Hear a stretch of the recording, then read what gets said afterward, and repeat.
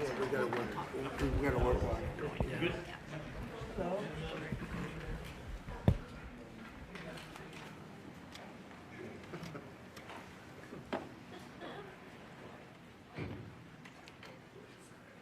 Hello, everybody.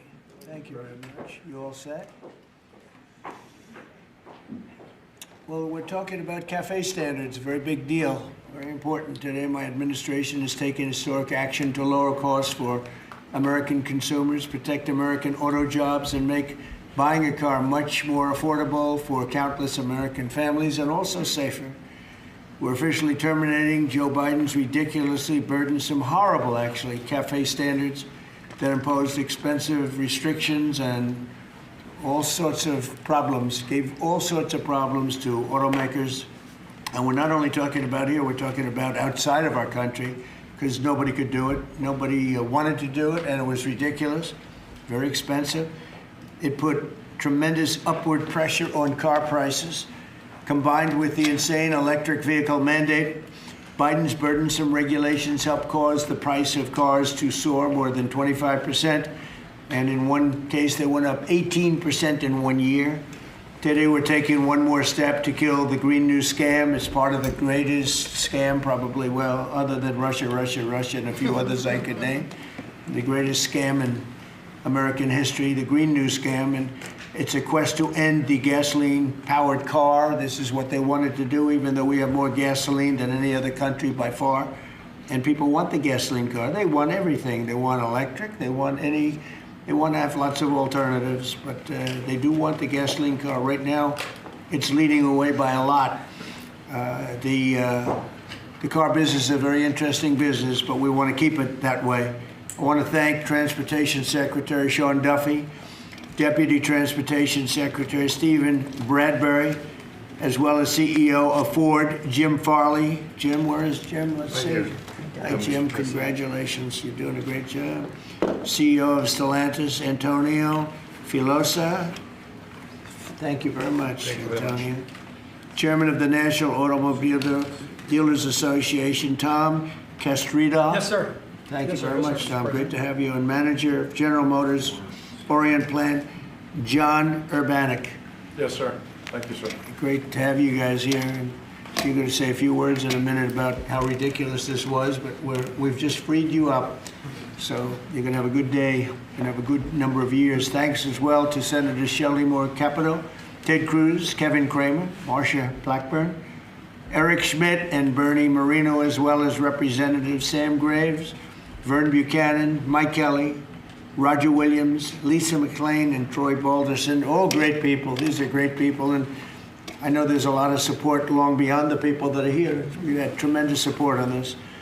From day one, I've been taking action to make buying a car more affordable. I signed an executive order to end the unfair, expensive electric vehicle mandate. As you know, we had to have an electric car within a very short period of time, even though there was no way of charging them and lots of other things. It would have cost $5 trillion to build the charging plants. And as you know, in certain parts of the Midwest, they spent, to build 9 chargers, they spent $8 billion. So that wasn't working out too well. That was done before me, by the way. I wouldn't have let it go forward. We're canceling the EPA's absurd tailpipe emission standards, one of the most important things that I've never had a group of people come to me more powerfully and really just devastated that they had to do it. It was killing them than the automobile manufacturers, the tailpipe emission standards. And I can tell you, your people at Ford were coming to me all the time, and they were saying, like, please, it doesn't do anything, and it's killing us. And it's driving the cost through the roof. And we revoked Biden's emissions waiver for California so that California communists could not regulate the automobile industry and ruin the entire nation of automobiles. And they were doing that, too. But we have that now under control also with your governor, who's got much more than he can control. Now, under the new rules being issued today by Secretary Duffy, the Department of Transportation will rescind the Biden fuel economy prices. And I hate to say that because they were really not economy. They were really, they were anti-economy. They were horrible what they were doing to the costs and actually making the car much worse. But these policies forced automakers to build cars using expensive technologies that drove up costs, drove up prices, and made the car much worse. The action is expected to save the typical consumer at least $1,000 off the price of a new car, and we think substantially more than that. Under the Trump administration, $70 billion are now being invested in the American auto industry.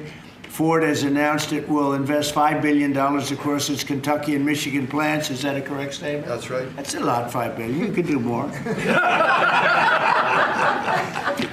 Creating at least 4,000 new jobs. Stellantis announced that it will invest $13 billion to expand its U.S.-based manufacturing by more than 50% and open new manufacturing facilities across the country. And I think a big part of that is also the tariffs. Because of tariffs, they're coming in. Not only the automobile industry, AI, we're leading China in AI, we're leading everybody in AI, we're leading everybody in everything. We have the hottest country right now. I will tell you, a lot of political people behind me, great political people, very successful political people. We have the hottest country anywhere in the world. 1 year ago, we had a dead country, and now we have the hottest country anywhere in the world. And it started from November 5th, but it also started when we did the tariffs, and we've had tremendous support on the tariffs. It's bringing in trillions of dollars of wealth. It's bringing in national security. And I've stopped 8 wars, and of the 8 wars, 5 of them have been because of tariffs and trade. So they're very important. And General Motors plans to invest $4 billion as it brings its manufacturing back to the United States from Mexico. After falling by 5% under Biden, U.S. auto production has surged by 10% so far this year. You know, I won the auto workers vote, but now even the head of the auto workers said Trump is the greatest president we've ever seen. And he happens to be right about that. But we're protecting our auto workers, and we're making it easier for every family to afford high-quality cars. In other words, we're bringing automobiles back and the manufacturing of automobiles back into this country. We lost 52% over the years, 52% of our automobile manufacturing. You see it, closed factories all over the place. Now they're all opening up. They're being, in most cases, they're being knocked down, and new ones are being built in their place. And a big beneficiary is the state of Michigan, but South Carolina, even states that didn't really do too much with the automobiles, they're opening up plants. It's been amazing. So between automobile plants, AI plants, and plants of every other nation, really every other type, including chips, we're going to have a big percentage of the chip market very soon. Not because of the CHIPS Act, which was horrible and ridiculous, where we just gave these companies billions and billions of dollars and they just kept the money, but because of what we did with tariffs. They have to build here, otherwise they're going to have to pay tariffs. They won't be able to do business in the United States. And we're going to have a big percentage of the chip industry. As of about a year ago, 2 years ago, we had none. And now we're going to have a very big percentage when it all finishes out. So I'd like to ask Secretary Duffy to speak, and then Mr. Farley, and then Filosa, and Urbanik, and Castrita. And also we're going to ask some of our political leaders to speak, because let me tell you, they went out of their way. This was not easy. People were brainwashed. This is a green new scam. And people were paying too much for a car that didn't work as well. And now they're going to have a great car that's going to be environmentally friendly, but it's going to cost you a lot less, and it's going to work great. All of the nonsense is being taken out of the cars. So, Secretary Duffy, could you say a few words? Thank you, Mr. President. So yesterday at the cabinet meeting, the president was talking about affordability, and the way that Democrats talk about affordability is a lie. Today is a perfect example of that. So these CAFE standards used what was contrary to the law. The Congress set a rule that says you have to look at combustion engines. Biden and Buttigieg actually did an analysis using... Edge. I'm sorry. Buttigieg used EVs and hybrids to come up with a 62 mile an hour per gallon standard, which I think the car companies will tell you is completely unattainable. So they spent a lot of money on technology trying to meet the unattainable standard, driving up the cost of a car, number one. And then number two, if they couldn't meet the unattainable standard, they had to trade for carbon. costing billions of dollars, and again, driving up the price of the cars. So, Mr. President, what Democrats were doing, we're not making cars more affordable, they're making them less affordable.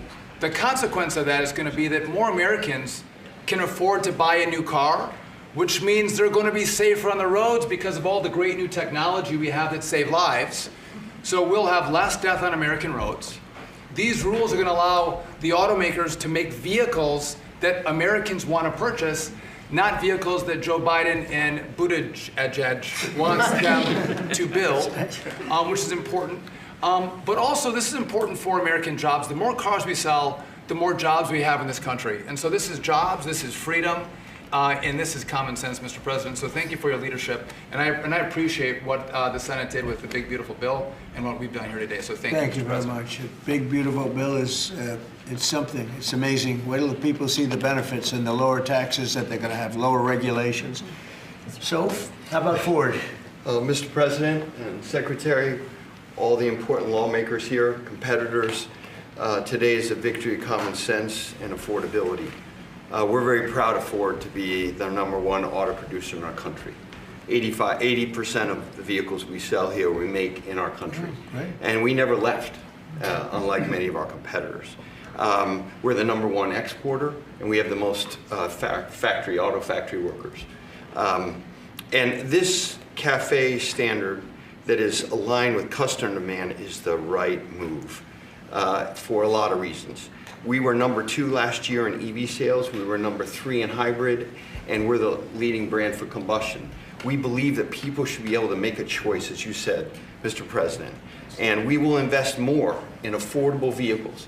This allows us to invest in affordable vehicles made in the U.S., which we will take the lead on, and will allow us to make vehicles more affordable.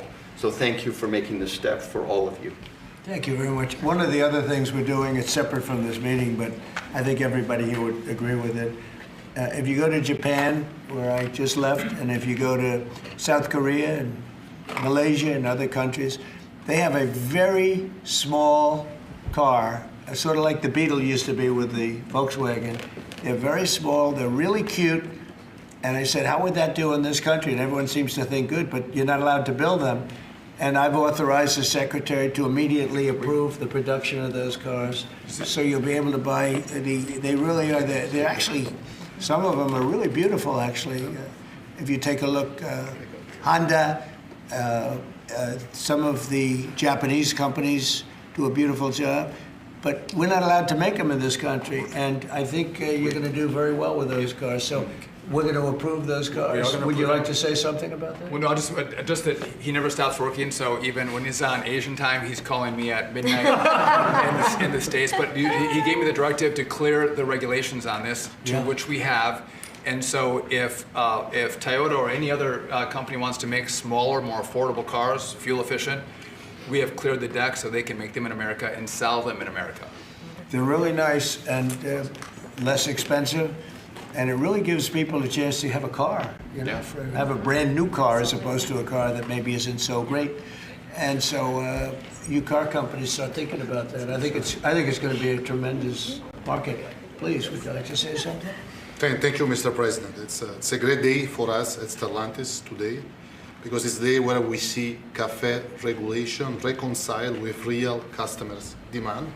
That's why at Stellantis we decided to invest through Jeep, Ram, Dodge, and Chrysler $13 billion in the next 4 years, increasing production by 50%, delivering to the market 5 new vehicles, and creating 5,000 additional jobs. That's because we believe in what you, Secretary Taffy, and all your team is doing in this country. We believe in growth, and we are ready to invest even more. So thank you very much. Thank you very much also for this great news of the K cars, which we are very interested in, and we are very looking forward to work with Secretary Duffy, your team, in the future for the next steps. Thank you very much. We'll get ready for those cars because we've already cleared the way. You can start right away. We will. Thank you very much, Mr. President. Thank you very much. Please. Mr. President, thank you so much for having me. Thank you very much. We support your leadership for this issue that is so important to the auto industry. I'm here representing the hard-working men and women of Orion Assembly in Michigan. Right. The facility, our manufacturing facility there, is currently going through a retool so that we can build additional U.S. manufactured pickup trucks and full-size sport utilities for our customers, and we're so excited about that. And thank you for your support. Secretary Duffy, thank you as well. And this is largely coming in because of the tariff situation. We're taking in trillions of dollars, actually, trillions, and we have so many other advantages, but these great companies are coming back to the United States. They left the United States. If somebody was sitting behind this desk that knew what they were doing, that wouldn't have happened. They would have said, well, you can sell your car here, but we're going to put 100% tariff, and you would have never had the auto industry leave. Again, we lost more than 50% of our auto industry, and now it's all coming back, and I think it's coming back. Ultimately, it's going to be bigger. I believe it's going to be bigger than it was before, actually. But it's an honor to have you here, and please, would you like to say Mr. something? President, Thank you very much. Tom Castrator, sir. I'm the chairman of National Automobile Dealers that represent 18,000 dealers in the country, along with 3,000 heavy-duty truck dealers. And what the actions that you've done as the president and your administration is definitely going to save our customers money. And you made your promises that let the consumer buy what they want, sir, and you delivered on that. And the other thing that you delivered was your promise in the big, beautiful bill, the tax deduction on loans that had gone away some years back. Right. And now that makes it affordable for our buyers that can save money through that loan of the tax, anywhere from several hundred to several thousand. So again, sir, on behalf of all the dealers and our customers, we appreciate what you and your administration have done, and of course our legislative support as well, Mr. President. Thank you. That's very nice, and I'm glad you brought that up. We're allowing people to deduct. So if you go out and buy a car, and this is for middle income, but for lower income, no matter what, they never really had deductions. You know, rich people like deductions, but middle income people were never really afforded deductions, which is very unfair. You borrow money to buy a car, you're allowed to deduct the interest from your income tax.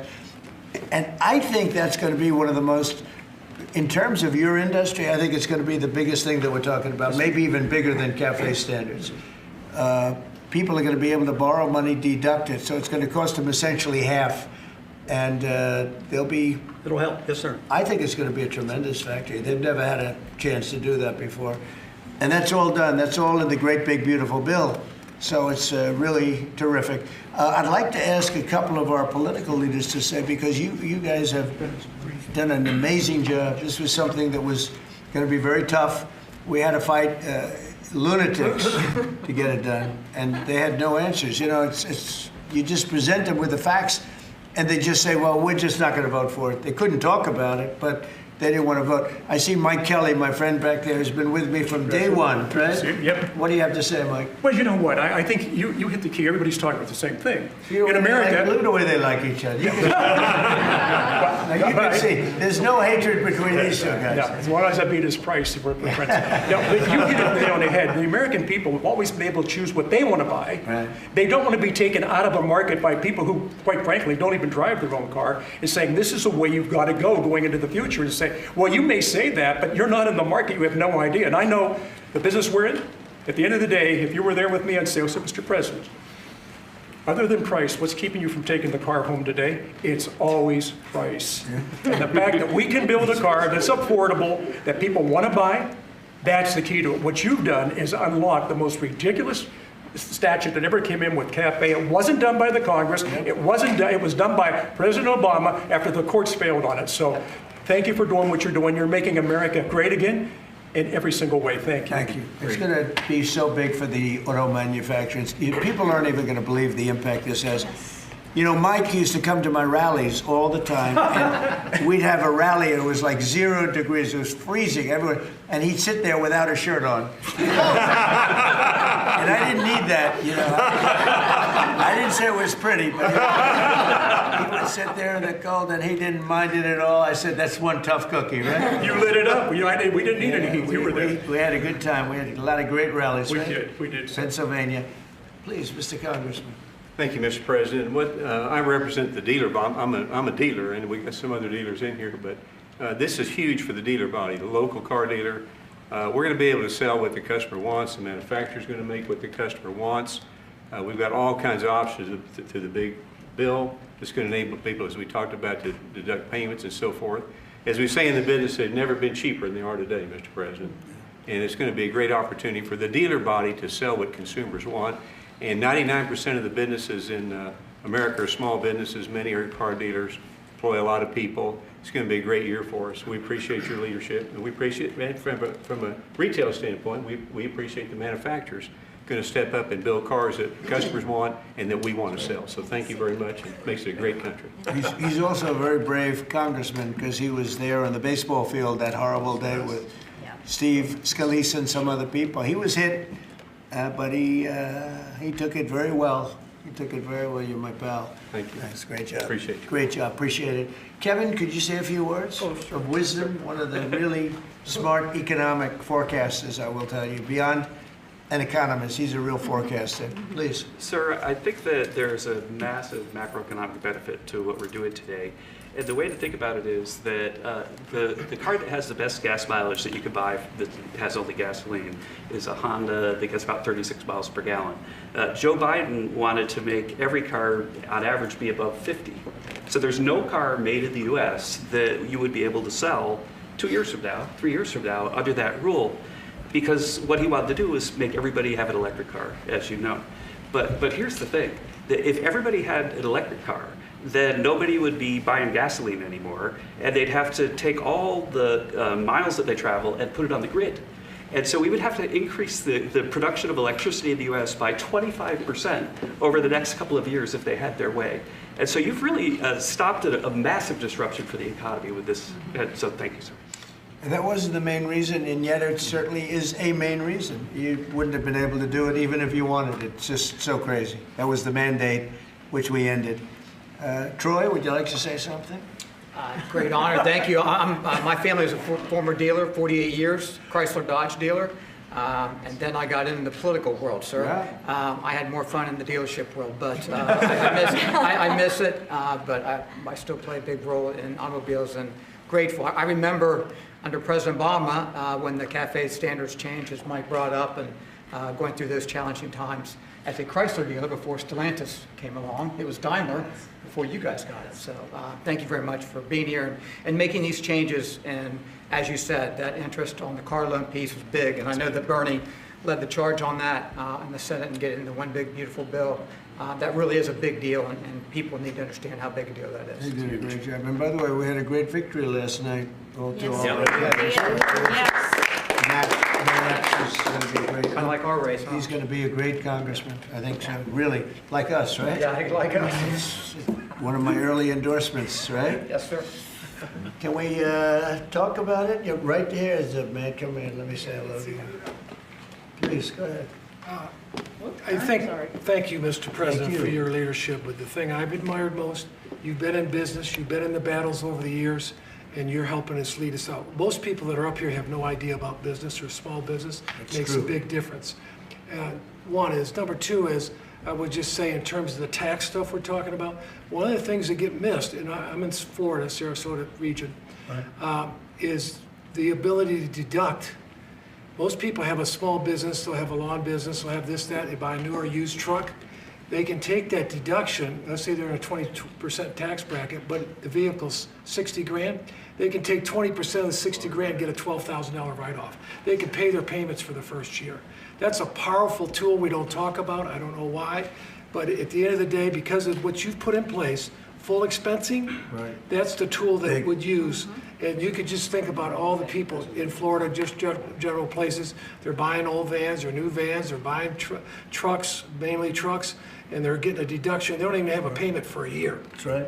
So it's one of the best things for One Florida. of the and everybody biggest else. things in the Yeah, expensing. expensing is a powerful tool. They can write the whole asset off the first year, take that deduction, put $12,000 in their pocket on a $20,000. Well, let me mention one other thing. They got into the e-vehicles, electric cars. And I'm talking to dealers that come in and talk to me, and basically they couldn't sell one, they couldn't give one away. And when these companies, or they got in because of whatever political pressure under Biden administration, and they end up realizing that they got no market. A guy says, the car's been sitting there a year, I can't get rid of it. So they don't understand the market. The people produce the vehicles, and that's made a big difference in your leadership. But thanks for what you're doing here today. It's big, it's huge, it'll make a big difference. $12,000 on a $60,000 vehicle up front day one. Thank you. Thank you very much. Great. Yeah.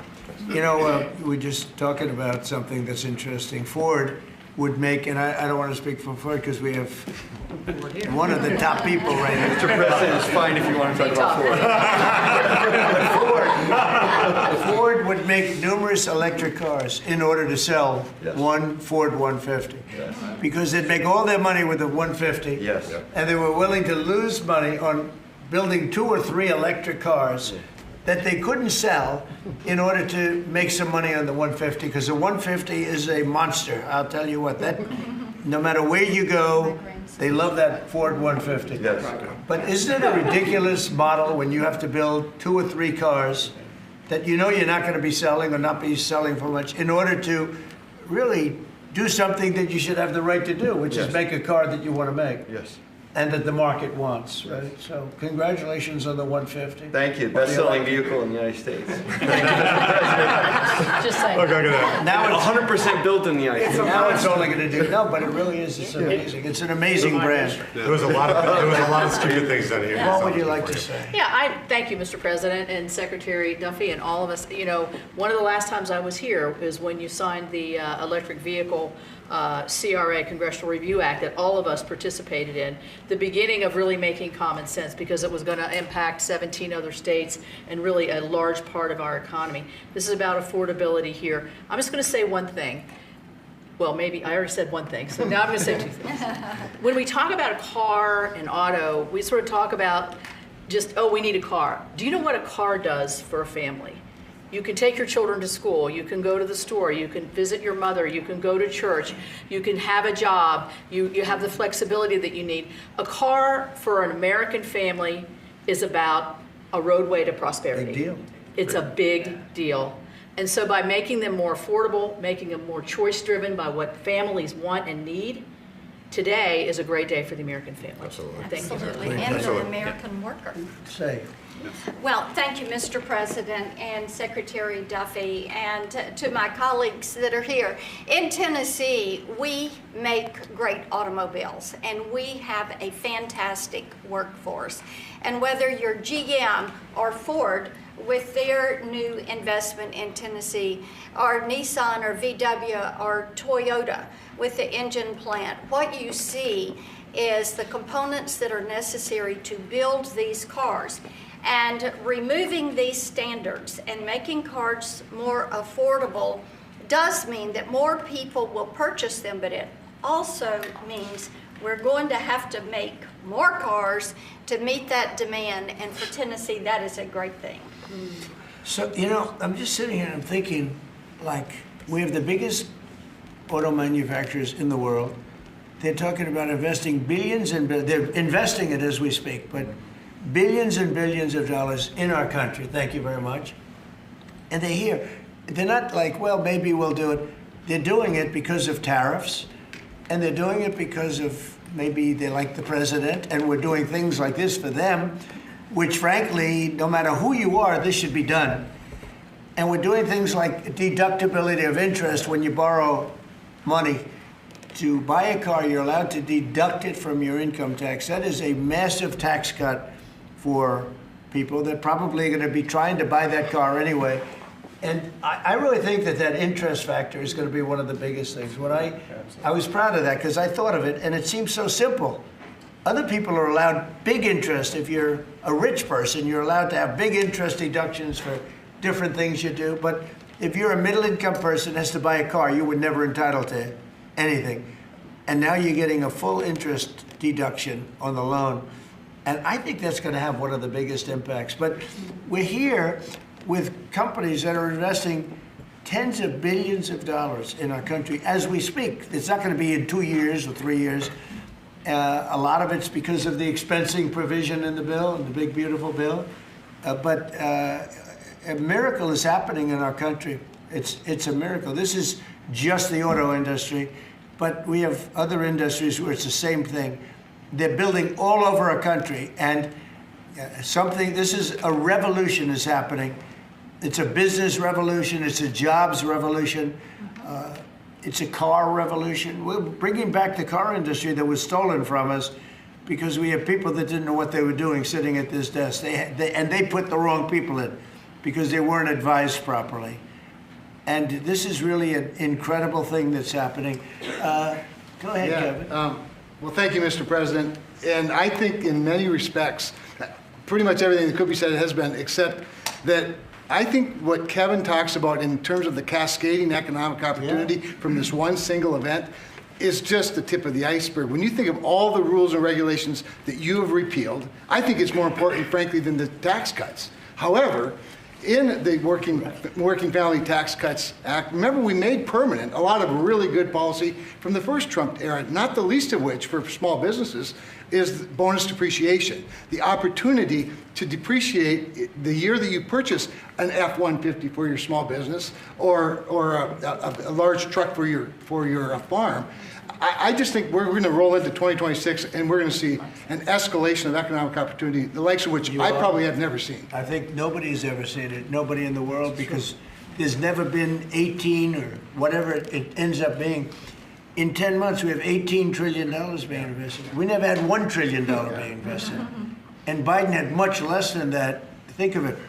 He had less than $1 trillion over 4 years. We have $18 trillion in 10 months, and it's actually as of 9 months. So there's never been anything. Eric? Yeah, Mr. President, thank you. And on behalf of the people of the great state of Missouri, who we actually make things from F-15s to F-47s now, thanks to you. We'll be building the F-47 and then F-150s. And those are real jobs, and we make things in Missouri. This is going to go a long way, I think, for making things more affordable for normal people. Nothing could be more American than driving a car on a highway, and this is going to make that more accessible for more people. So thanks for your leadership. Your state's doing a great job. Yeah, well, they love you too. It's a great place. Thank you. Please. Thank you, Mr. President. I'm going to talk to you just a minute from a rural perspective, because these CAFE standards were absolutely unworkable in rural Missouri. We need vehicles that are practical and affordable and can haul for our small businesses, for agriculture, and it just simply didn't work. Those CAFE standards didn't work. So I applaud you and Secretary Duffy for your hard work and what you're doing on behalf of rural America. Well, it was keeping a lot of manufacturers out of our country, too. They said, we're not going to, are you crazy? They thought, outside manufacturers thought we were absolutely insane with all of the different things that were just made up nonsense. It was like made up. It was really made up by people that hate our country. I really believe. Does anybody else have anything to say? I'd say about two quick things, Mr. Oh, President. no, Bernie, I didn't see you. Two quick things I think are really important. So the person who sat behind this desk before you gave $7,500 in subsidies to multi-millionaires who are leasing electric Rolls Royces, electric Porsches, electric Lamborghinis. We're getting $7,500 from the taxpayer. And these Democrats sit on this floor and say that Republicans are for millionaires and billionaires. We are the opposite of giving $7,500 to multi-billionaires to lease foreign electric vehicles. Number two, because of your policies, at the beginning of the year, 51% of the cars sold in America were made in America, 51%, before you got sworn in. Last month, that number was 57%. We moved it 6 points, which nobody thought would be possible in 4 years. We did it in 10 months. That's something that maybe the news should cover a little bit more. And we've driven down the price of automobiles. The car prices for consumers are down before you did. Just about everything is down. You know, this whole thing is, they use the word affordability. It's a Democrat hoax. They're the ones that drove the prices up. And all they do is say, affordability, and you're supposed to say, oh, that means they had low prices. No, we inherited the worst inflation in the history of our country. They say 48 years, but let's say that's history. I don't believe that. Biden had, because of his stupid ways and between his energy policies and his spending policies, we had the worst inflation in the history of our country. And now our prices are coming down. And they're coming down for cars, and they're coming down. I mean, did you hear yesterday when Chris Wright from Energy, the head of energy in our country, said there are now parts of our country, it's all happening, $1.99 for gasoline, a gallon. And we have it at $2.50, $2.60. It was at $5. And that's bigger than any tax cut we could give. You know, for the average family, that's considered bigger than any tax cut. So the word affordability, when they mention it, you ever watch them? It's all about, I saw the young lady that lost last night. She lost by a lot more than they thought. And we have a great new candidate in Congress, really great, Matt Van Epps. But I saw last night, she said, it's all about affordability, all about, they never talk about like the specifics. Right. Everything was through the roof. Eggs, when I took over, eggs were 4 times higher than they ever were. We got the prices down to the lowest level. Yep. I mean, amazing. But they never, you gotta watch, they're great con people. It's like the Inflation Reduction Act. And after they got it approved, because everybody said inflation reduction, they admitted it had nothing to do with reducing inflation. It's a con job. I think affordability is the greatest con job. They look at you and they say, affordability. They don't say anything else. Everyone says, oh, their prices were so low. No, they had the worst inflation. We had the highest prices we ever had, and now they're all coming down, including beef is coming down. Beef was up there a little bit. Our ranchers did well, but we got to make them do a little bit less well, perhaps. But the beef is now coming down. Coffee is now coming down. It's all coming down, and it's a beautiful thing to see. But remember this, when they use the word affordability, they just say, they never say anything else.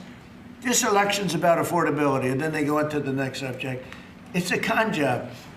They caused the highest prices in the history of our country, the worst inflation in the history of our country, and we're getting those prices down, and they're coming down rapidly, and you'll see those results very soon. Anybody else want to say a few words? Oh, Ted, I can't believe it. I'm easy to miss. I didn't see.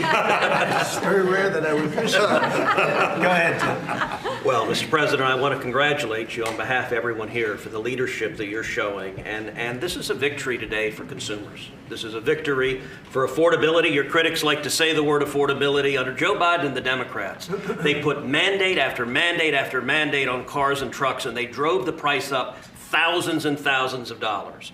And with the actions you're taking today, and you put on top of that the one big beautiful bill, you know, most of the senators here on the Senate Commerce Committee, and on the Commerce Committee, we worked together to zero out the CAFE standards. We wrote that into the law that the CAFE standards went to zero. What does that mean? It means you can now, as a consumer, buy the car you want. It also means people's lives will be safer, because what these regulations did is they forced cars to be more expensive and made of plastic instead of steel, because you had to make them lighter to comply with these standards, so you'd get in a wreck and people would die.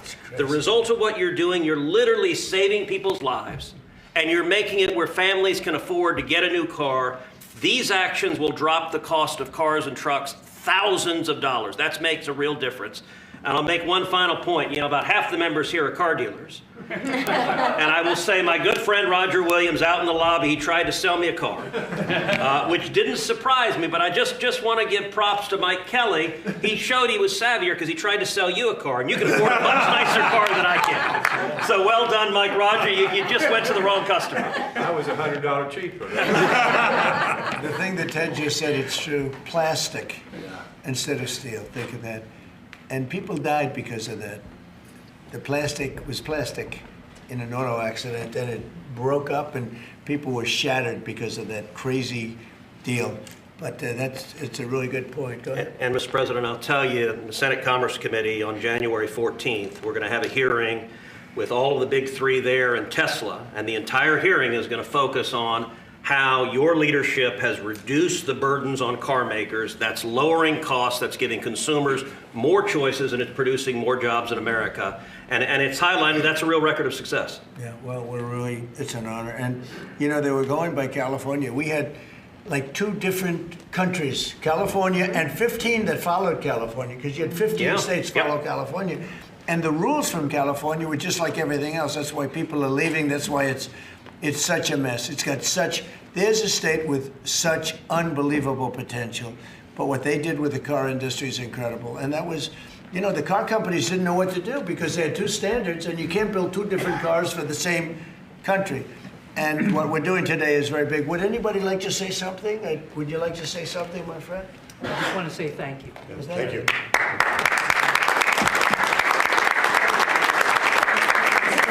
Brian, Mr. President, President, thank Brian. you. Once again, And we love you, Brian. Oh, I love you too, Mr. Okay. President. I've always said He's a good man. Well, Go I ahead. appreciate that. I've always said you've tackled the three M's: mortgage, munchkins, and marriage. You've solidified all of those. I'll add motor vehicles to that now.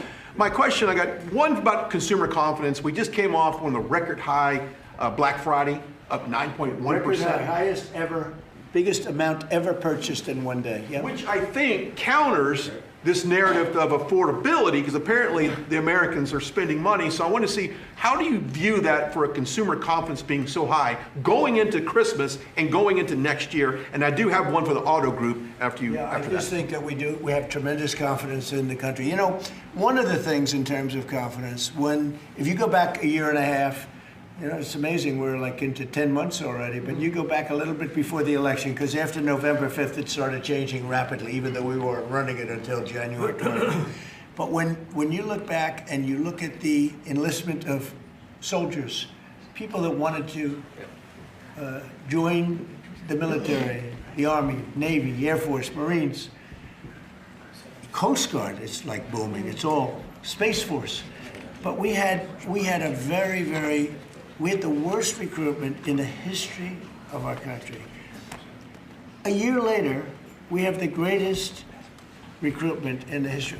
You can't even get in. Getting in is like getting into a top college that you couldn't get in. People want to be in the service now, and that includes the police and firemen, other things. You couldn't hire police, you couldn't hire anybody in the Army or the Navy. You couldn't get people in, and we now have gone from that to record recruitment. We're getting high quality people, amazing people, wanting to be in the military. They have a spirit now, you know, call it what you want, but that's part of it. But they have great spirit now. It's a great thing. Go ahead, ask your second question. Okay, my second question, I've got a lot of close family friends that are in the automotive business, own dealerships all across Southern California. They sent me a question to ask you. There's a thing called a mileage blocker that is installed on vehicles. It's a type of a computer chip which alters the actual mileage driven on the vehicle, so that when you have a leased vehicle that's turned in, they're losing thousands of dollars. They've got to go chase down these manufacturers. What can we do to track down these manufacturers of this illegal computer chip that's really hurting automotive industry? Have you heard about this? Yes, sir. They're getting built in China, and most of them are coming out of Great Britain, sir. They're being distributed through China, through distributors selling them online through Great Britain. Yes, sir. Wow, that's not so good. What do you think? Look at that. Yeah.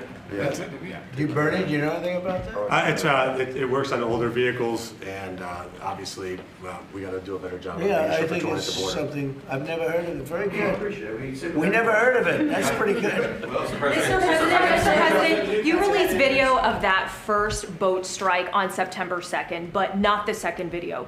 Will you release video of that strike so that the American people can see for themselves what I happened? don't know what they have, but whatever they have, we'd certainly release, no problem. You know, we stopped, every boat we knock out, we save 25,000 American lives. That's right. And if you look at our numbers, the drugs coming in through sea are down 91%.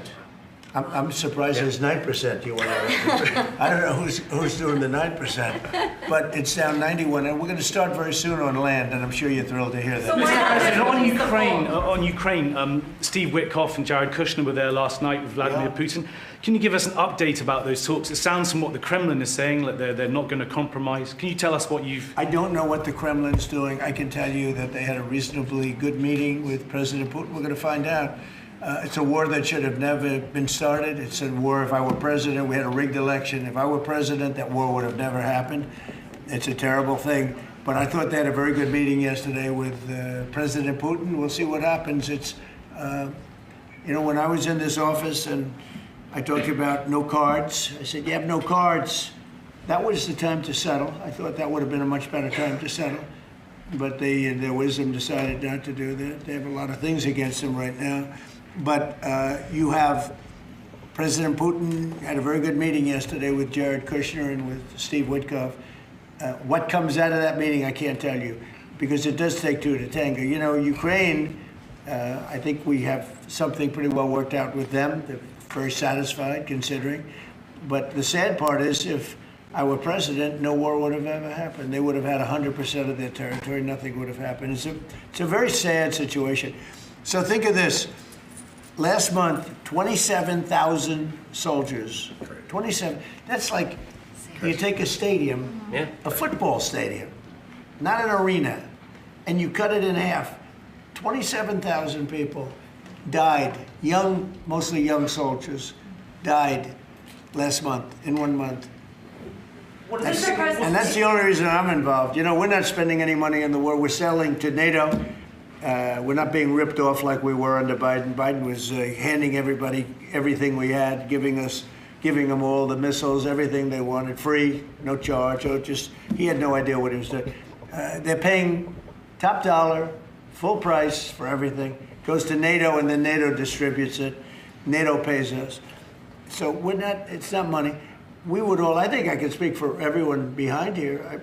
The politicians I know and the auto manufacturers are good people. They don't want to see 27,000 people die for no reason whatsoever. And that's the only reason I'm trying to help. Yeah, please. Mr. President, switching to Venezuela for a second. Have you checked back with President Maduro? I mean, is your pressure campaign working? And do you think, how's he responding to your demand that he leave the country? It's not pressure campaign. It's much beyond that, I think. But I spoke to him briefly, just told him a couple of things. We'll see what happens with that. Venezuela sends us drugs, but Venezuela sends us people that they shouldn't be sending. They emptied their prisons into our country. They sent us killers, murderers. They sent us drug dealers at the highest level. They sent us gang members. They sent us people from their mental institutions. They emptied their mental institutions into our country. And so did other countries, because we had stupid people running this country, really stupid people. And I think probably you had some stupid ones and you had some smart ones, but they were bad people too. Because not all of them were stupid. You can't cheat on elections like they did and be stupid, okay? Did you talk to him a second time or just that one time? What's that? To Maduro. Did you speak to him again? No, I didn't. Mr. President, if you do find... When you spoke with Mr. Witkoff and with Mr. Kushner... Last night, did they give you the sense that President Putin still wants to end the war, wants to make peace? He would like to end the war. That was their impression. Now, whether or not, do you believe him? That was their impression. You know, their impression was that he would like to see the war ended. I think he'd like to get back to dealing a more normal life. I think he'd like to be trading with the United States of America, frankly, instead of, losing thousands of soldiers a week. But their impression was very strongly that they'd like to make a deal. We'll see what happens. Mr. President, the boat strikes, if it is found that survivors were actually killed while clinging onto that boat, should Secretary Hegseth, Admiral Bradley, or others be punished? I think you're going to find that this is war, that these people were killing our people by the millions, actually, if you look over a few years. I think last year we lost close to 300,000 people were killed. That's not mentioning all the families. Have you seen what happens with the families of not only the people killed, the people that are trying to get their son or their daughter off of this poison that they've been fed? I think you're going to find that there's a very receptive ear to doing exactly what they're doing, taking out those boats. And very soon we're going to start doing it on land too, because we know every route, we know every house, we know where they manufacture this crap, we know where they put it all together. And I think you're going to see it very soon on land also. Yeah, please. So to be clear, you support the decision to kill survivors after the initial No, I support the decision to knock out the boats. And whoever's piloting those boats, most of them are gone. But whoever are piloting those boats, they're guilty of trying to kill people in our country. Yeah, please. The House Judiciary Committee has subpoenaed Jack Smith to ask about his investigation of you. I wondered, for a deposition, I wondered if you'd prefer to see that as a hearing so that the American public can see the questions and the responses more easily. I'd rather see it probably at a hearing. Look, Jack Smith is a thug. He's a failed prosecutor. He's a bad man. He's an evil man. He hurt a lot of people. Forget about me. I do this stuff, but I got indicted many times by a guy that they were dismissed. He's a bad guy. He's a sick man. There's something wrong with him, actually. I think Jack Smith is a sick man. There's something really wrong with him. I'd rather see him testify publicly because there's no way he can answer the questions. But Biden knew this was going along. Kamala knew it was going along. And there's a lot of things happening right now that they don't like. One of the things is the auto pen. Everything he signed, almost, with the exception of the pardon of his wonderful son, Hunter, just about everything he signed was not signed by him. He had no knowledge of it. He didn't know what it was. People sitting around the beautiful Resolute desk knew exactly what it was. And those people are guilty, in my opinion, of a major crime. Everything that was signed by that auto pen, the man operating the auto pen, and I'm sure there are more than one because I think some of the people can operate it themselves, some of the high-level people operated themselves.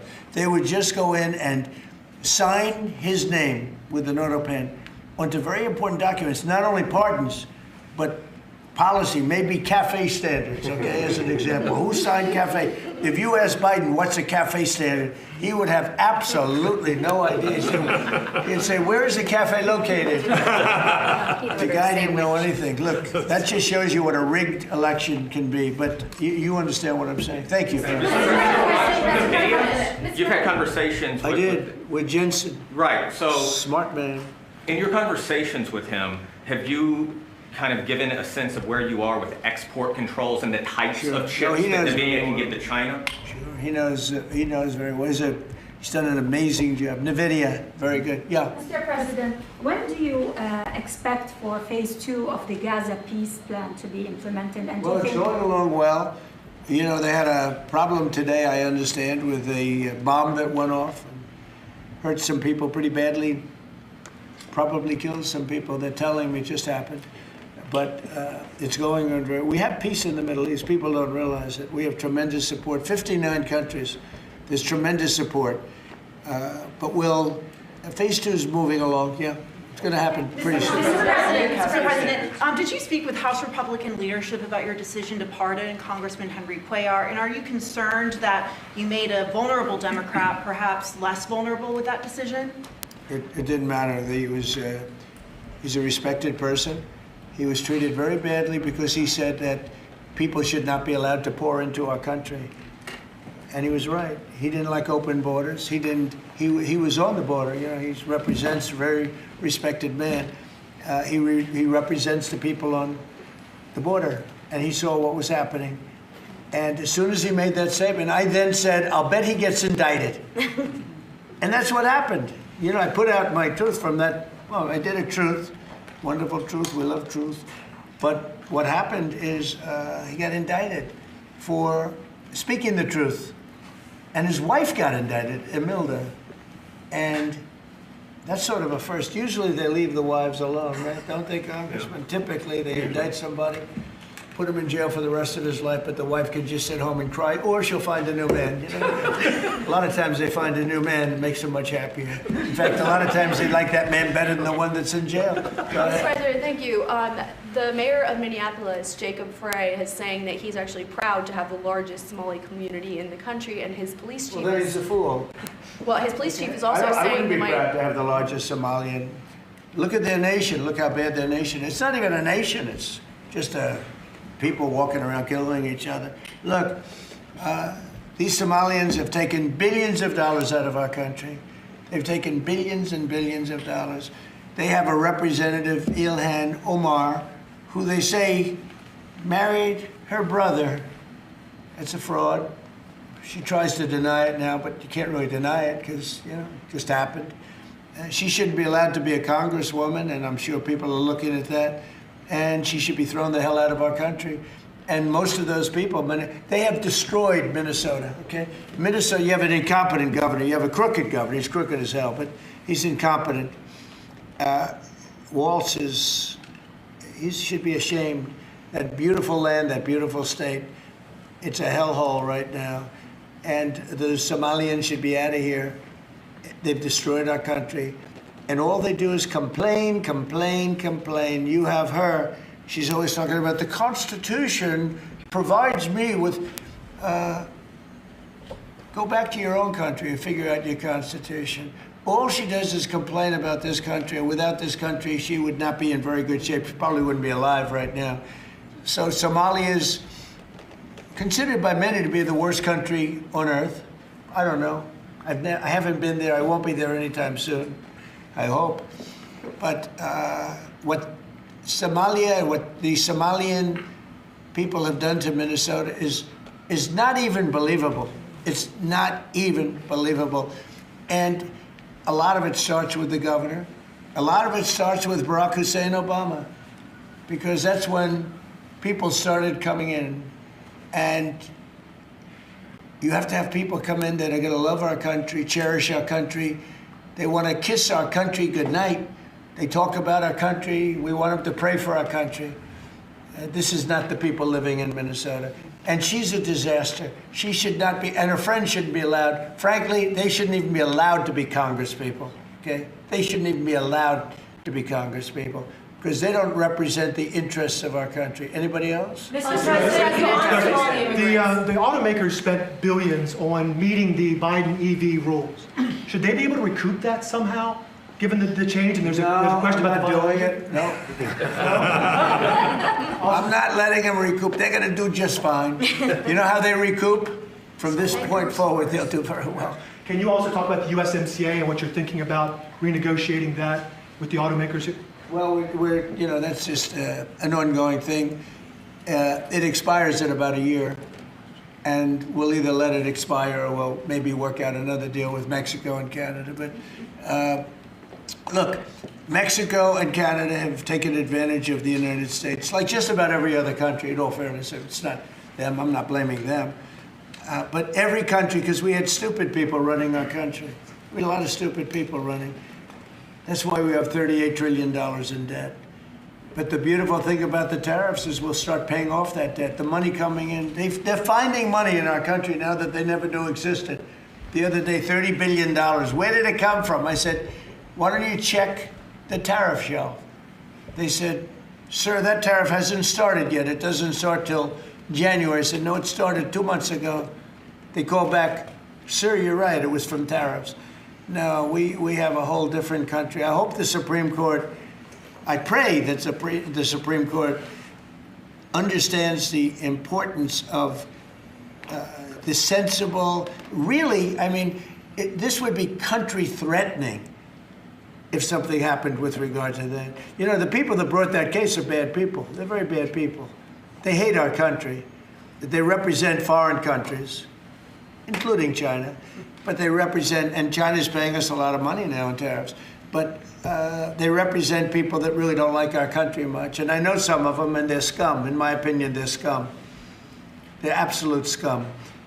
And they're not suing for any good reason. They're just suing to see if they can stop it, because they make money if this country does badly.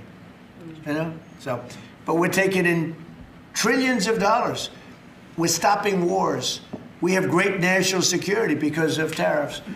And then to think that we have to even go and justify this. The reason a lot of these people, I can tell you this, maybe we would have had the political people, we wouldn't have these people without tariffs.